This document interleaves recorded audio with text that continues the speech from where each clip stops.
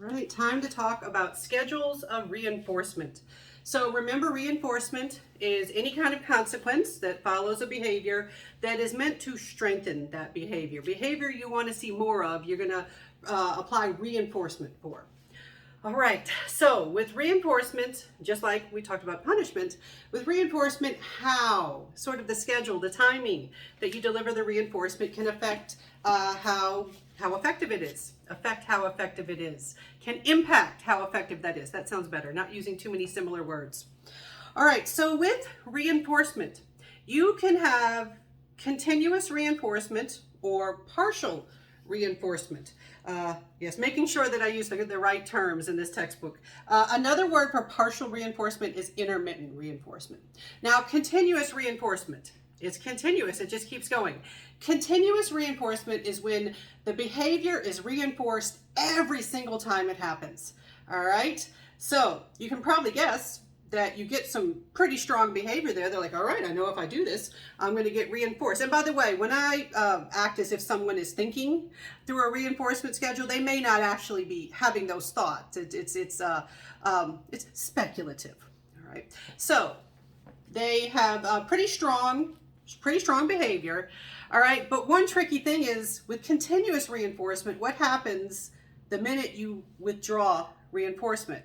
You can probably anticipate that you get extinction fairly quickly. You remember that word extinction from before? That's when your reinforced behavior, your learned response, it disappears. It fades away or it disappears. You can have something called an extinction burst. An extinction burst is where out of nowhere, a behavior that has been extinguished, it comes back. And that can happen sometimes, just out of nowhere. You will, just old learning will kind of come through. And so you might have an extinction burst, but generally you've got extinction. The overall result is extinction. Once you are no longer providing reinforcement when continuous reinforcement has been used.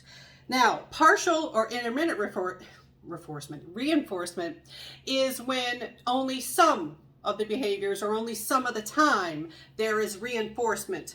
And a lot of real world examples are going to fit more with partial or intermittent reinforcement. Responses are only occasionally reinforced, and it leads to slower initial learning. All right, but slower initial learning, but the learning is more resistant to extinction. All right, so continuous reinforcement, quick initial learning, but quick extinction. Partial reinforcement, slower learning at first, but more resistant to extinction. All right, and more practical. Let's face it, in the real world, it's not always practical to provide continuous reinforcement. Now, I'm going to give you some examples of some specific types of partial reinforcement. I'm going to use some examples based on the work of B.F. Skinner. Now, I've mentioned Skinner previously as someone who is a big name in operant conditioning. He did a lot of animal research. He did a lot of work, a lot of species, including some human work, human writings and propositions. But he is famous for his work with rats and pigeons. I want to focus on the rat research, and in fact, he developed or invented a device that I believe officially it was called an operant conditioning chamber, but we often call it a Skinner box.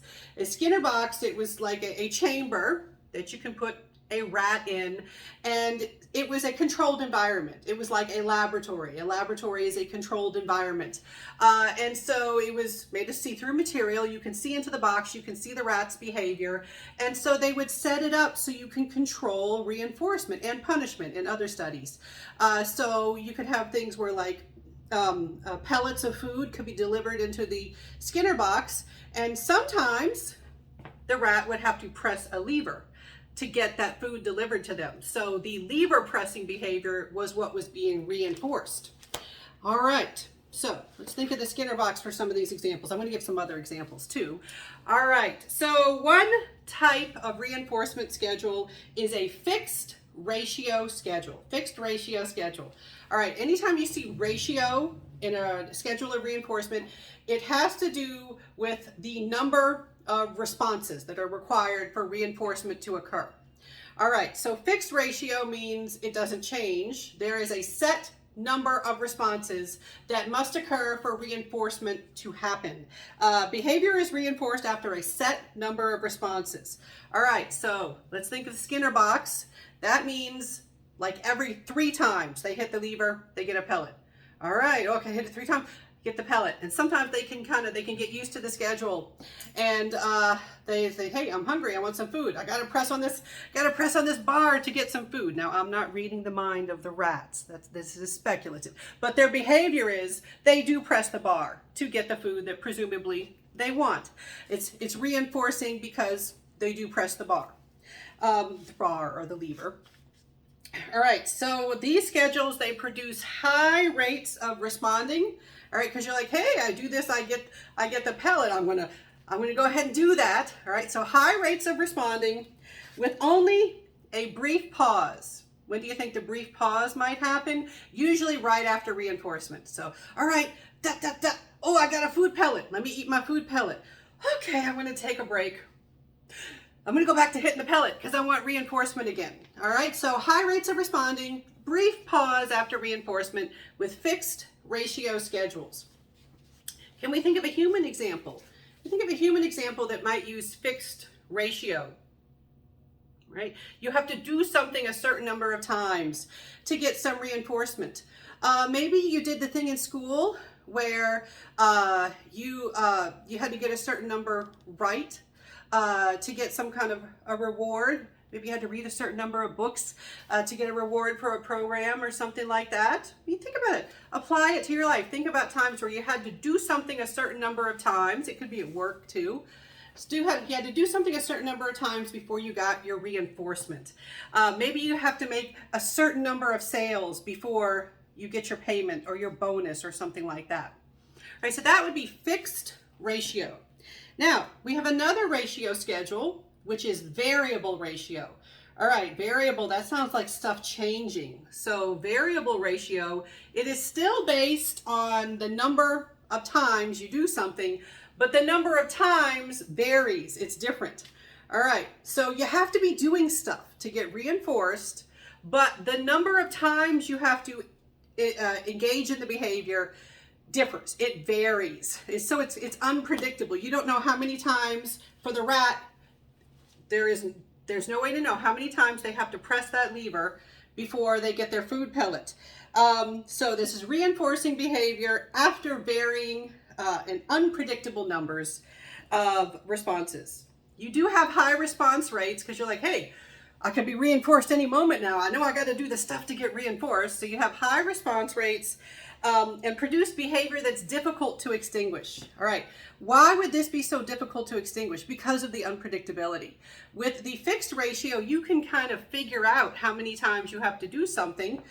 With this one, you don't know when the reinforcement is coming. You just know you have to do things to get the reinforcement. All right, so it does have pretty strong resistance there. Resistance to extinction. So you have to do stuff, but you don't know how much you have to do stuff to get rewarded. I don't know if you ever had situations where teachers or parents or other adults in your life when you were a kid, sometimes you'd do things and they'd say, good job, yay. And then other times you'd go a long time. You'd been doing the things, but they didn't notice. But every once in a while they would notice and they go, good job, yay. I got a good job. All right. All right. That's variable ratio. You had to do the things, but you never knew how often you had to do them before you would get some kind of praise or reinforcement, assuming that praise would be reinforcing for you, that it would strengthen the behavior for you. All right, so we also have the other schedules of reinforcement that are based on the passage of time. All right, here, instead of using the word ratio, we use the word interval. And we also have fixed and variable versions of interval schedules of reinforcement. So in these situations, time has to pass for you to be reinforced. And presumably you have to do the behavior at all somewhere in there, but you are reinforced after after some period of time with fixed interval reinforcement. With a fixed interval schedule of reinforcement, it's always the same amount of time. All right, so that rat in the Skinner box, every 10 minutes, every 3 minutes, some period of time. That's when the food is going to be delivered. All right. Do you get a paycheck? Any of you that get a paycheck, very often you have some kind of schedule. Like you get paid every 2 weeks, you get paid every month. All right. What's your behavior like when you were paid that way? When you are in a fixed interval schedule, do you work your most right around payday or after payday or in the middle of the pay period? Probably for many people, there is a burst of productive behavior near payday. All right. And that is what we see with your fixed interval schedule.